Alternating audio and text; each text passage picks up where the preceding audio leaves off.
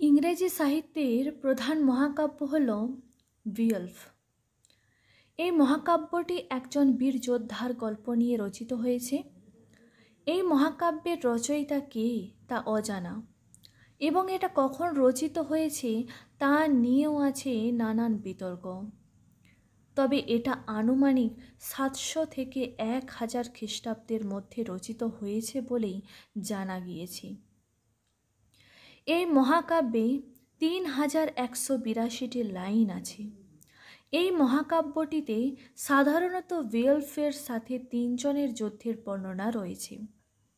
প্রথম যুদ্ধ হয়েছিল বিয়ল্ফের সাথে এক দানবের, যার নাম হলো গ্রেঞ্জেল। গ্রেঞ্জেল মারা যাবার পরে তার মা, যে একজন পিশাচিনী সুন্দরী মহিলার রূপ ধরে থাকত, তার সাথে যুদ্ধ হয়েছিল বিয়ল্ফের। আর তৃতীয় যুদ্ধটি হয়েছিল তার ঠিক 50 বছর পরে এক ড্রাগনের সাথে। চলো গল্পটি শুরু করা যাক। সেফসেনের সন্তান রাজা রথকার দীর্ঘদিন ডেনমার্কে বেশ স্বাচ্ছন্দ্যের সাথে রাজত্ব করে আসছিলেন। একবার তিনি তার প্রজাদের জন্য একটি বিশাল বড় মিড হল নির্মাণ করলেন, যাতে করে তারা সেখানে এসে আনন্দ ফুর্তি করতে পারে এবং যে কোনো প্রয়োজনে সবাই একসাথে মিলিত হতে পারে। এর নাম দেওয়া হলো হিয়রট। এটা সাধারণত যুদ্ধ শেষে সৈনিকদের বিজয় উদযাপন করা, রাজা রথকারের থেকে পুরস্কার গ্রহণ করা, ভাঁড় ও চারণ কবিদের মাধ্যমে বিভিন্ন গান, গল্প, কবিতা শোনা ও অভিনয় দেখা ইত্যাদি কাজে ব্যবহার করত। কিন্তু তাদের এই আনন্দের ধ্বনি একজনের মাঝে কঠিন অন্তর্জ্বালা সৃষ্টি করছিল। সে ছিল এক ভয়ঙ্কর দানব, যার নাম ছিল গ্রেন্ডেল। গ্রেন্ডেল হিয়রটের অদূরে এক জলাভূমির নিচে একটি গুহায় বসবাস করত। সে সিদ্ধান্ত নিল যে এদের এই আনন্দধ্বনি দুঃখের ধ্বনিতে পরিণত করবে। তাই সে সেই রাতে হিয়রট আক্রমণ করল, বহু লোককে হত্যা করল এবং কয়েকজনকে হাতে করে নিয়ে গেল তার গুহায়। সেখানে নিয়ে গিয়ে তাদের মৃতদেহগুলোকে ছিঁড়ে খুবড়ে খুবড়ে খেয়ে ফেলল। সেদিন রাতে সেখানে ছিলেন রাজা রথকার, আর তার সাথে ছিল তার স্ত্রী ওয়েলথিও, আর ছিল তার 2 উপদেষ্টা উনফার্থ এবং ইসফিয়ার। উনফার্থ গ্রেন্ডেলের হাতে ধরা পড়লেও সে অল্পের জন্য বেঁচে যায়। গ্রেন্ডেল এভাবে মাস 6-এর মাঝে প্রায় 10 বার হিয়রট আক্রমণ করে এবং ব্যাপক হত্যাযজ্ঞ চালায়। গ্রেন্ডেলের আক্রমণে রাজা হ্রদকার খুবই চিন্তিত। তার সময়ে সে একজন মহান যোদ্ধা ছিলেন, কিন্তু এখন সে বৃদ্ধ হয়েছে, তার শক্তিও কমেছে, তাই সে এখন আর যুদ্ধ করতে পারে না। তাই সে ভাবতে লাগলেন, কেউ কি এমন নেই যে তার এই প্রজাদেরকে গ্রেন্ডেলের হাত থেকে রক্ষা করতে পারে? এমন সময় তাদের সাহায্যার্থে সমুদ্রের ওপার থেকে এগিয়ে আসেন একজন গিটস বীর, নাম বিয়ল্ফ। সে তার 14 জন সহচরকে নিয়ে ডেনমার্কে আসে। উইকলাফ ছিল তার প্রধান সহচর। রাজা রথকার বিয়ল্ফের আসার কারণ জানতে চাইলে বিয়ল্ফ বললেন, একবার রাজা রথকার বিয়ল্ফের পিতা একথিওকে সাহায্য করেছিলেন এবং তাকে আশ্রয় দিয়েছিলেন, তাই সে তাকে সাহায্য করতে এসেছি। এই কথা শুনে রাজা রথকার খুবই খুশি হয় এবং বলতে থাকে, বিয়ল্ফ অবশ্যই গ্রেন্ডেলকে হত্যা করে তার প্রজাদেরকে রক্ষা করবে। রথকার তখন বিয়ল্ফের সম্মানে একটি ভোজের আয়োজন করে। রাজার স্ত্রী খুব ভালো করে অতিথি আপ্যায়ন করে। তারপর রথকার ও তার স্ত্রীর সাথে কথোপকথনের সময় বিয়ল্ফের বীরত্ব ও গ্রেন্ডেলকে সে হত্যা করতে পারবে কিনা এই নিয়ে যখন কথা ওঠে, উনফার্থ তখন বিয়ল্ফকে উপহাস করে বলে যে ব্রেকার মতন লোকের কাছে যে সাঁতার প্রতিযোগিতায় হেরে যায়, সে কি করে গ্রেন্ডেলের মতো বিশাল ও ভয়ঙ্কর দানবকে হত্যা করবে। বিয়ল্ফও কিছু কম যায় না। সে কেন হেরে গিয়েছিল সে ঘটনা সবাইকে শুনিয়ে দেয়, যা মোটামুটি এই রকম 5 দিন ধরে ওয়েলফ ও ব্রেকার সাঁতার প্রতিযোগিতা করে। তারপর তার পায়ে কোনো এক সাপ কামড়ে ধরে গভীর জলের তলদেশে নিয়ে যায়। একটি সাপকে তার তরবারি দিয়ে কাটার পর আরেকটা আসে। এভাবে 9টি সাপ কাটার পর সে জ্ঞান হারিয়ে ফেলে। পরদিন সকালে সে সমুদ্রের তীরে বালিতে নিজেকে খুঁজে পায়। এই ঘটনার ফলে সেই এলাকা অন্য নাবিকদের জন্য নিরাপদ হয়ে যায়। তো এই ঘটনা বলার পর তার সম্মান কমার জায়গায় অনেক বেড়ে যায়। যাই হোক, সেদিন রাতেই বেলফ ও তার সহচরীরা হিয়রট হলে ঘুমিয়ে পড়ে। বেলফ একটি খাটের উপর ঘুমোয় এবং তার সহচরীরা এক এক কোণায় এক একজন ছড়িয়ে ছিটিয়ে ঘুমোয়। ঠিক রাত্রে গ্রেন্ডেল হিয়রট আক্রমণ করে এবং তাদের মধ্যে একজনকে হত্যা করে। তারপর তার চোখ যায় খাটের উপর ওয়েলফের দিকে। যেহেতু আগে থেকেই ওয়েলফ জেনে নিয়েছিল যে গ্রেন্ডেলকে কোনো অস্ত্রের দ্বারা আঘাত করা যাবে না, সেই জন্য সে ঠিক করে নেয় যে গ্রেন্ডেলকে সে হাতের দ্বারাই হত্যা করবে। বেলফের হাতে ছিল 30 জন বীর পুরুষের সমান শক্তি। তাই যখন গ্রেন্ডেল বেলফকে মারতে আসে, ঠিক তখনই বেলফ গ্রেন্ডেলের হাতগুলোকে চেপে ধরে। গ্রেন্ডেল কিছুতেই তার হাতগুলো বেলফের হাত থেকে ছাড়াতে পারছিল না।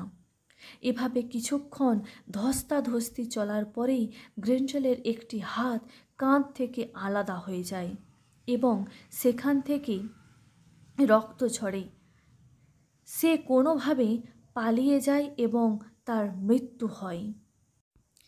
রাজা রথকার বেলফের জয়ের খবর পেয়ে হিয়রট হলে আসে এবং গ্রেন্ডেলের বিশাল হাতটি হিয়রটের দেয়ালে গ্রেন্ডেলের চিহ্ন হিসেবে ঝুলিয়ে দেয়। আনন্দে রথকার বেলফকে অনেক স্বর্ণ ও আরও অনেক কিছু উপহার দিয়ে পুরস্কৃত করে এবং তার সম্মানে রাতে ভোজের আয়োজন করে।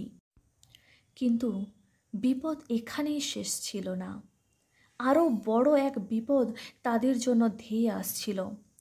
গ্রেন্ডেলের এক অতি সুরক্ষাকারী মা ছিল, যে একজন পিশাচিনী। সে পুত্রের মৃত্যুর প্রতিশোধ নেওয়ার সিদ্ধান্ত নিল। সেই রাতেই সে হিয়রট হলে আক্রমণ করল।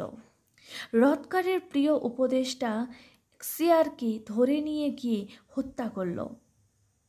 রাজা রথকার বেলফের সবাই তার পিছু পিছু যায় এসকিয়ারের হত্যার প্রতিশোধ নিতে। জলাশয়ের কাছেই তারা এসকিয়ারের মাথাটি খুঁজে পায়। গ্রেন্ডেলের মা জলাশয়ের ভিতরে তার গুহায় চলে যায়। বেলফ উনফার্তের কাছ থেকে রান্টিক নামক তরবারি নিয়ে সেই জলাশয়ে ঝাঁপ দেয়। গ্রেন্ডেলের মা তার পা ধরে তাকে তার গুহায় নিয়ে যায়। বেলফ তাকে র্যান্টিং দিয়ে আঘাত করেও কোনো ক্ষতি করতে পারে না। উল্টে গ্রেন্ডেলের মা তার ছুরি দিয়ে তাকে আঘাত করে। যেহেতু বেলফের দেহের বর্মটি উইল্যান্ড নামক বিখ্যাত এক কামারের হাতে তৈরি ছিল, তাই গ্রেন্ডেলের মা তার কোনো ক্ষতি করতে পারছিল না। হঠাৎ বেলফ সেখানে এক জাদু তরবারি পায়, যেটা সাধারণ মানুষের পক্ষে চালানো সম্ভব ছিল না। বেলফ সেটাকে নিয়ে গ্রেন্ডেলের মায়ের গলা কেটে ফেলে এবং গ্রেন্ডেলের মা সেখানেই মারা যায়। এ সময় জাদুকরী আলোয় গুহাটি ভরে ওঠে আর সে সেখানে গ্রেন্ডেলের মৃতদেহটি এবং অনেক ধনসম্পদ দেখতে পায়। তারপর বেলফ গ্রেন্ডেলের মাথাটি কেটে ফেলে জাদুকরী তরোয়ালটির দ্বারা। কিন্তু জাদুকরী তরোয়ালটি তার বিষাক্ত রক্তের প্রভাবে মুহূর্তের মধ্যেই গলে যায়। অবশিষ্ট হাতলটি থাকে। বেলফ গ্রেন্ডেলের ও তার মায়ের মাথা নিয়ে জল থেকে উঠে আসেন। রথকার ও সেখানে উপস্থিত সবাই খুব খুশি হয়। রথকার তাকে অনেক পুরস্কার দেয় এবং তাকে ছেলের মর্যাদা দেয়। তারপর এক বিষাদময় বিদায়ের পর তারা তাদের গিটসল্যান্ডে ফিরে আসে। গিটসল্যান্ডে ফিরে রাজা হাইকিলাক ও রানী হাইড এর সাথে দেখা করেন। তার কাছে তারা সব ঘটনা বর্ণনা করার পর যে সকল পুরস্কার তাকে রথকার দিয়েছিলেন তা সব রাজাকে দেন। রাজাও খুশি হয়ে তাকে অন্য আরও অনেক পুরস্কার দেন। একসময় রাজা হাইগেলাক সিফলিংয়ের সাথে যুদ্ধ করাতে তিনি পরাস্ত হন এবং সেখানেই নিহত হন। তারপর রানী ঠিক করেন যে যেহেতু তাদের পুত্র অনেক ছোট, তাই সেই রাজ্য সামলানোর দায়িত্ব বিলফ নিক। কিন্তু বিলফ এটিকে উপেক্ষা করে এবং রানীকে আশ্বাস দেন যে সে সবসময় তার পুত্রের রক্ষাকারী হয়ে থাকবে। বেশ অনেকটা সময় কেটে যাওয়ার পর তার পুত্র যুদ্ধে মারা গেলে বিলফ গিটসল্যান্ডের সিংহাসনে বসেন। তিনি অত্যন্ত বুদ্ধিমত্তার সাথে 50 বছর রাজত্ব করেন ও রাজ্যের অনেক উন্নতি সাধন করেন। তার রাজ্যের কাছেই কোথাও এক ড্রাগন এক বিশাল সম্পদের স্তূপ পাহারা দিত। এক বুড়ো চোর সেখান থেকে একটি স্বর্ণের কাপ চুরি করে নিয়ে যাওয়ার ফলে ড্রাগনটি রেগে যায় এবং প্রতি রাতে তাদের রাজ্যের সীমানায় এসে ধ্বংসযজ্ঞ চালায়, বাড়িতে আগুন ধরিয়ে দেয়। একদিন বিলফের ঘরেও আগুন ধরিয়ে দিলে বিলফ ও তার সঙ্গীরা তাকে খুঁজতে খুঁজতে তার গুহার কাছে চলে আসে। বৃদ্ধ বিলফ তাকে হত্যা করার চেষ্টা করে, কিন্তু তার তরবারিটি নাম নেগলিং ড্রাগনকে হত্যা করার জন্য পর্যাপ্ত শক্তিশালী ছিল না। এই সময় তার প্রিয় বন্ধু ও সহচর উইকলাফ তার সাহায্যে এগিয়ে আসে। দুইজনে মিলে ড্রাগনটিকে হত্যা করে, কিন্তু ড্রাগনের নিঃশ্বাসে বিলফের একটি হাত ঝলসে যায়, যার ফলে কিছুক্ষণের মধ্যেই বিলফের মৃত্যু হয়। বিলফ মারা যাবার আগে সে তার বন্ধু উইকলাফের হাতে রাজ্যভার দিয়ে যায়। তার ইচ্ছা অনুযায়ী তাকে সমুদ্রের তীরে কবরস্থ করা হয় এবং তার সাথে সেই ধনসম্পদগুলোও কবরস্থ করা হয়। গেটসরা 10 দিন ধরে একটি স্মৃতিস্তম্ভ করে তাদের রাজা বিলফের স্মৃতি হিসাবে রেখে দেয়। এখানে আমি তোমাদের জন্য কিছু কোশ্চেন রেখেছি, যে কোশ্চেনগুলো খুবই ইম্পর্ট্যান্ট, তো এগুলো তোমরা সলভ করে কমেন্টে জানাবে।